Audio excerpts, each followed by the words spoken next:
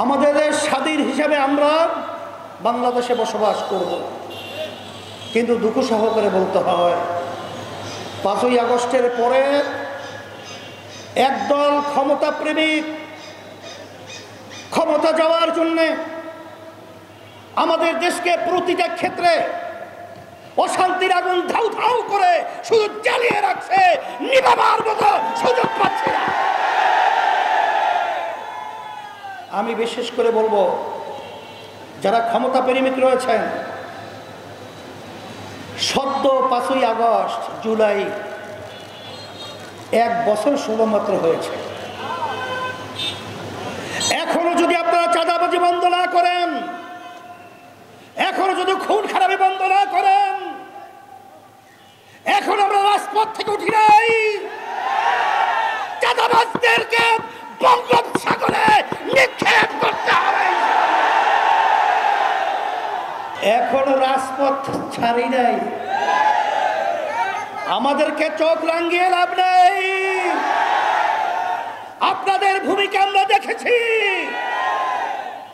বারবার, আর আমরা সোহাগের মতো পাথর মেরে আমাদের বাংলাদেশের সন্তানকে মারবে, আর আমরা দেখতে চাই না। বাংলার জমিকে আজাদ করতে হবে, স্বাধীন করতে হবে, বাংলার জমিনে স্বাধীনতা ঘোষণা করতে হবে। বাংলাদেশের মানুষ মাটি এখন চায় ইসলামের নীতি আদর্শের শাসন। তার বাস্তবতা আমি স্টেজ আসার পরে, যে 5ই আগস্টের পরে বিশেষ করে আমাদের মাসুম বিল্লাহ ভাই কথা বলতেছিল যে তারা আমাদের জান মাল এবং আমাদের মন্দির সহ সব তারা পাহারা দিয়ে আমাদেরকে সংরক্ষণের দায়িত্ব পালন করেছে। এর নামই হলো ইসলাম। আমি নতুনভাবে আমার ভাইদেরকে আর নতুন কিছু বোঝাতে চাই না, বলতেও চাই না, তবে আপনাদের কাছে আমার অনুরোধ থাকবে, আমরা আর খুনিদের সহযোগী হব না, আমরা আর চাঁদাবাজদের সহযোগী হব না, আর মার কোল সন্তান হারাকারীদের সহযোগী আমরা হব না। এদেশ আমার, এদেশে আমি জন্মগ্রহণ করেছি, এ দেশকে সুন্দর করার জন্যে আপনার আমার দায়িত্ব কর্তব্য আছে না নাই?